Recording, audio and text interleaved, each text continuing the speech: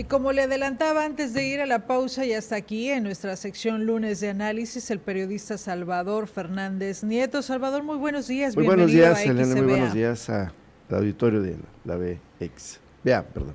de la BEA. ¿Viste el Mundial? Sí, ¿Y a sí, quién le cómo no. ibas? ¿A quién le ibas? Pues yo le iba a México, pero Todos.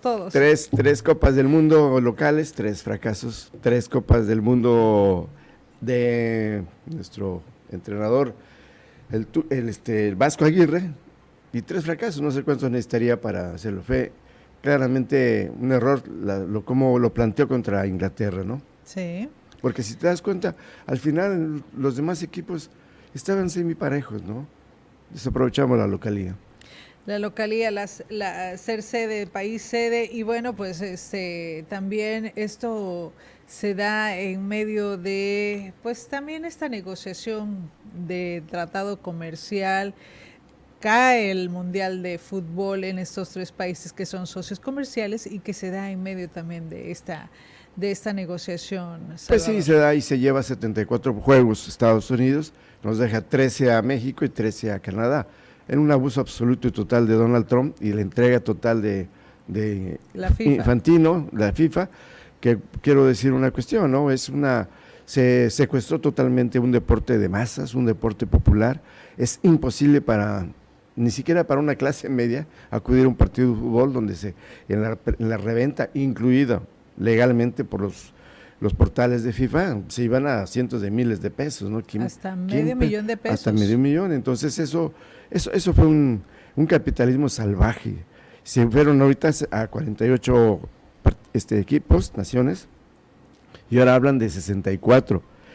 La sede del negocio de la FIFA no tiene límites. Bueno, ya dejen de hacer, ¿para qué quieren 64? Infantino va a terminar por hacer una liga mundial anual, ¿no? Pues claro. ¿qué sentido tiene que vayan 64 la mitad de las naciones del fútbol? Ya no estaría la crema y nata, estaría pues el negocio. Oye, Salvador, siempre se dice que no hay que hablar ni de religión, ni de fútbol, ni tampoco de política, porque luego termina uno peleando en estos tres temas que son polémicos muchas veces. ¿Crees que la presidenta nada más cumplió con el protocolo de acudir como siendo parte de este país sede, o habrá otros temas en los que podría abarcar Donald Trump ya teniéndola cerca y ahí en su país? Sí, creo que hablaron como una hora los tres gobernantes, sedes de anfitriones de la Copa Mundial, el de Canadá, Estados Unidos y de México, y yo creo que ahí debieron haber aprovechado para algunas cuestiones que yo creo que de afinar puntos finos, ¿no? Puntos finos que tienen que ver con esta negociación. Y cuando hablas de política, religión y fútbol, el famoso, magnífico escritor uruguayo Galeano dijo que el fútbol era la única religión donde no había ateos. Y si hablas de política, quiero comentarte que los mundiales están plagados el deporte está plagado de la política. Sí.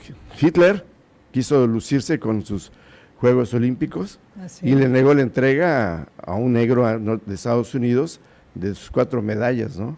Y en el 78, el primer mundial de Argentina, donde gobernaban en ese subcontinente, en Sudamérica, las juntas militares. En Argentina, encabezada por Videla, negoció con la Junta Militar de Perú para que, como necesitaba 4 goles Argentina para pasar a la final, le metieron a Perú 6 goles. Y Perú estaba muy bien deportivamente. Curiosamente, el portero de Perú era argentino. Casualmente. Se habla de 32,000 toneladas de trigo y otras cosas.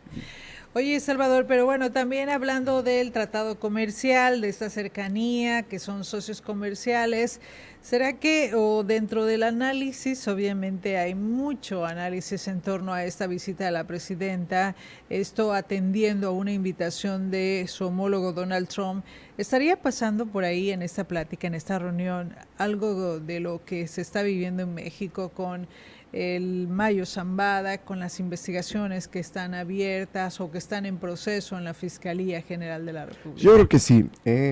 Sheinbaum lo que ha pedido, la presidenta Claudia Sheinbaum ha pedido pruebas de Moya Rocha, pruebas de lo que piden los Estados Unidos para las extradiciones de los políticos mexicanos. Pero yo quiero plantear un asunto. En México se habla de los carteles de Estados Unidos que los declaran terroristas, organizaciones terroristas, y yo le preguntaría a la DEA, ¿dónde están los carteles de la droga en Estados Unidos que distribuyen, lavan el dinero y todo lo que tiene que ver con la droga? ¿O acaso en Estados Unidos se compra la droga, la cocaína, el fentanilo en Costco, en Walmart? ¿En qué establecimientos? ¿O cómo es ese asunto? En farmacias. Por lo tanto, yo creo que hay una hipocresía tremenda de Estados Unidos al señalar tajantemente cómo está el asunto en México, que sí lo está y no hay que negarlo, aunque por ahí se hablan las cifras de un 48% de disminución de los homicidios en lo que va del mandato de Claudia Sheinbaum. Sí existe este problema en México, pero más bien hay que verlo, este asunto de la presión de Estados Unidos, la declaración reciente del director de la DEA de que el gobierno en México y los cárteles son lo mismo, tiene que ver con dos cuestiones: la presión del Tratado de Libre Comercio para conseguir mejoras para su favor, porque recordemos que el Tratado de Libre Comercio en el año pasado le favoreció a México en 198 mil millones de dólares. Eso es lo que ya Estados Unidos no quiere. Y bueno, por ese lado de la parte económica. Y en la parte electoral están utilizando este asunto de los cárteles en México porque quieren una banderita. Trump quiere una bandera para las elecciones en noviembre, porque las banderitas se le cayeron todas. Se le cayó el canal de Panamá, que lo iba a recuperar como fuera. Se le cayó lo de Groenlandia, porque comprada o invadida la iba a tener para acá Estados Unidos. Se le cayó la guerra en Ucrania, porque la va perdiendo técnicamente. Se le cayó el asunto de Irán, esa guerra perdida también. Entonces, lo único que ha tenido es Venezuela. Pero Venezuela, pues, con las mentiras del cártel de los soles, que nunca existió, simplemente llegaron a apoderarse del petróleo, que eso es solo lo que tiene Estados Unidos, intereses económicos y comerciales. Salvador, antes de ir a la pausa, preguntamos precisamente este tratado comercial que se va a estar revisando cada año. Esto pues obviamente le estará metiendo también presión a la relación que existe entre México y Estados Unidos. Desde luego, y sobre todo a partir de que dejó de... La idea era que se mantuviera hasta 16 años más y ahí habría una nueva revisión. Los Estados Unidos no lo aceptaron, Canadá sí lo aceptó, Estados Unidos no lo aceptó y ahora dice que la revisión debe ser anual. Esto quiere decir, como bien decías, que le tendrían el pie en el cuello anualmente a nuestro país, y no hay otra manera que se explique. Por la cuestión es esta. Originalmente, en 1994, cuando se creó el Tratado de Libre Comercio, Estados Unidos dijo: queremos que nos vendan productos y no que nos exporten Estados Unidos, México para acá migrantes ilegales. Eso lo aceptó México, jugó con sus reglas, y en el 2024 ya México tenía un superávit comercial de 175 mil millones de dólares, y el año pasado, en el 25, 197 mil millones de dólares, de un comercio que fluctúa en los 850 mil millones de dólares. México les vende 550 mil millones y ellos nos venden 300 mil millones de dólares. Entonces, con sus reglas, al país económicamente más poderoso del mundo, ahora les vendemos más, y eso es para ellos intolerable. Sí. Hablando de fútbol, jugamos, pusieron ellos la pelota, México los empezó a golear, y como todo niño rico caprichudo que va perdiendo, agarró el balón y se lo llevó. Así es. Oye, Salvador, y en el plano local ha estado circulando una imagen donde se puede ver al exgobernador de Tabasco, exsecretario de Gobernación y también ex coordinador de los morenistas en el Senado de la República, Dan Augusto López Hernández, que estuvo de visita aquí en la entidad, y bueno, pues ahí hay unas imágenes que están circulando en un restaurante. Hay que considerar que obedeció esa Sí, tengo entendido que es la ampliación, inauguración de un espacio de un restaurante cuyo dueño se habla que es José Antonio de la Vega, una gente muy cercana a él. Aquí fue su secretario de gobierno, y allá se lo llevó también allá a la secretaria de Gobernación. Yo lo veo en un espacio muy cómodo, entre amigos, pero pues no creo que dé la cara para muchas preguntas que se tienen aquí en Tabasco sobre muchos aspectos. Se confirma y se habla de la gran confrontación que existen entre los dos grupos de morenitas en Tabasco, unos encabezados por el gobernador Javier May y otro encabezado por Adán Augusto López Hernández. Y bueno, pues vino a esa inauguración, que veo que qué bueno que un tabasqueño como Pepe Antonio de la Vega invierta sus ganancias en Tabasco, cree trabajo, cree empleo, genere impuestos, porque muchas veces los políticos se llevan su dinerito a los paraísos fiscales y a otras partes. Bueno, todavía hay confianza para invertir en el estado de Tabasco. Claro. Y hablando de inversiones y demás, Salvador, pues también está el caso de la antojería. Hace unos días se daba a conocer pues prácticamente el desalojo, pues porque ese espacio pues no es de ellos, no es, ya se vendió el gimnasio de La Choca a esta empresa Interservicios, entonces pues obviamente se requiere el terreno. Hay algunas propuestas, uno es por parte del gobierno mandarlos al Parque Tabasco, hay otra propuesta por parte de la iniciativa privada de que, bueno, dentro del programa de reactivación del malecón de la ciudad de Villahermosa, pues también sean trasladados para allá a la antojería. ¿Tú cómo ves este escenario? El proyecto del malecón sería más atractivo si hacen un programa integral para recuperar lo que sería el único malecón de nuestro país, en total y absoluto abandono, desaprovechado totalmente. Tú vas a Puerto Progreso y ves el malecón hermoso, vas a Veracruz, su malecón, con una vida intensa en todo el día, sí. Vas hasta propio Coatzacoalcos y el sí. Malecón tiene vida. Creo que sí pueden darle vida ahí, yo me inclinaría más para el malecón que para el tema del bailódromo en el Parque Tabasco. Y bueno, pues ya se recupera ese espacio que se maneja, que estuvo pues indebidamente usufructuado por los que tenían el dominio territorial, porque definitivamente no eran propietarios, eran del gobierno del estado, y muchos locales, los dueños de los locales, los que rentaban los locales, se sintieron defraudados porque creyeron que quien se lo rentó era el dueño de ese espacio, y hay quienes tenían 4 meses, medio año, ¿no? Sí. Entonces invirtieron en instalar, adecuar sus espacios para la cuestión gastronómica y se sintieron defraudados, ¿no?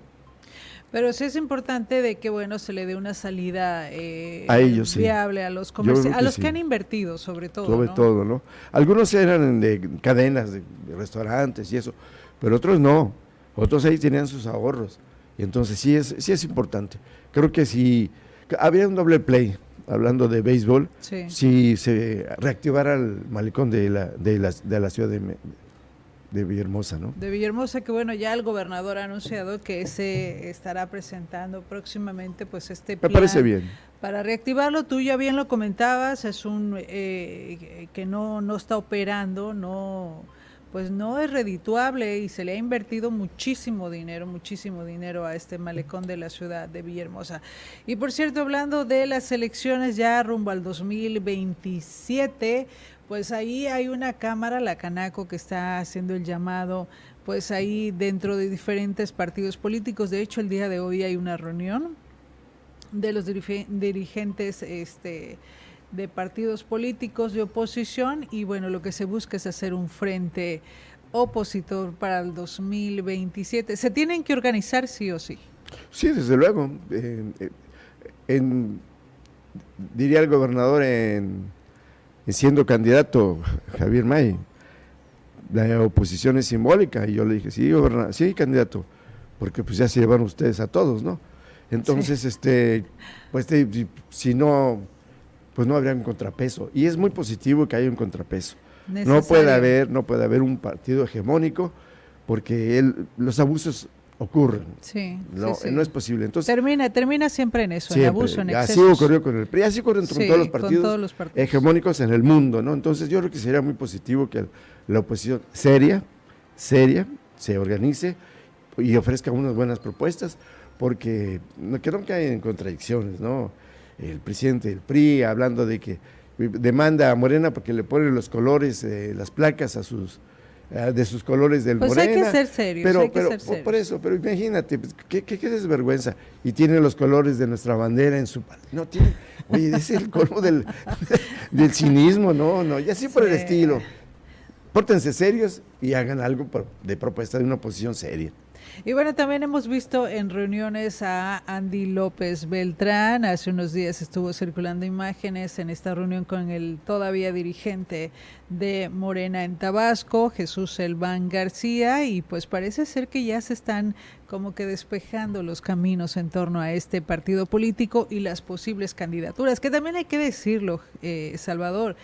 Estas famosas coordinaciones, pues son candidaturas. Son candidaturas anticipadas.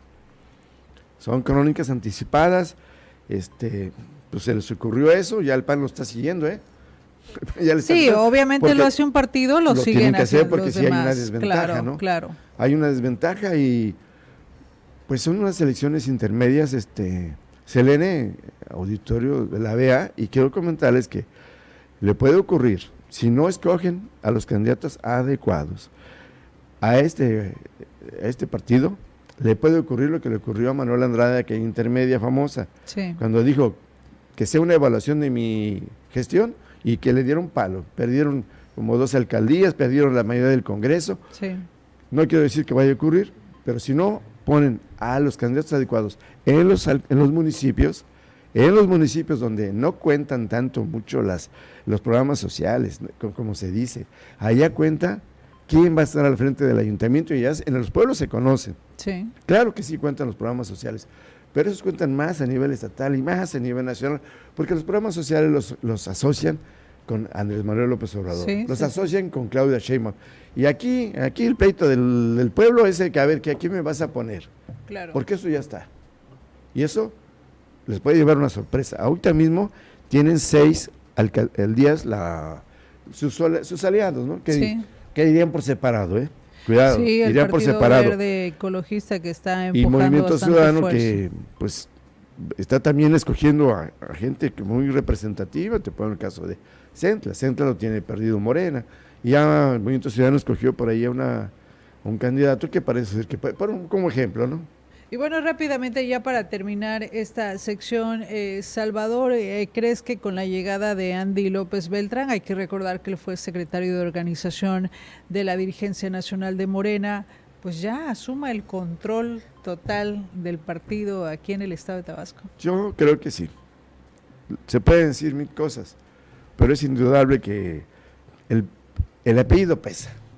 El apellido es determinante aquí en Tabasco, y yo creo que lo comentaba en la otra ocasión, cuando vino Claudia Sheinbaum a Teapa, aplausos para el gobernador, aplausos para Claudia, pero cuando Claudia Sheinbaum, presidenta, habla y dice, estoy feliz de estar aquí en el estado donde nació su fundador, Andrés Manuel López Obrador, pues aquí llaman lugares se caían en aplausos, ¿no? Entonces, sí, es indudable, el chamaco no ha tenido mucha experiencia, pero por eso viene acá, adquirir experiencia para futuras aspiraciones, que yo le llamé, lo escribí en su momento, ruta corta, ruta larga.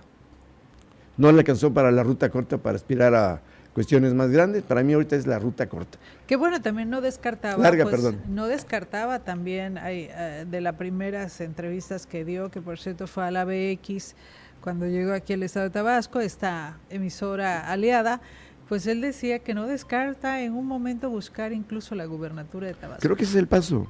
La ruta corta para la presidencia de la República era haber hecho un gran trabajo en Morena, y después de ahí, pues una secretaría y después la candidatura. El salto. Ahora es por Tabasco. Por Tabasco, más lejos, pero la aspiración ahí está. Así es, el caso es estar ahí, ahora sí que en el presupuesto, vivir del presupuesto, no importa dónde.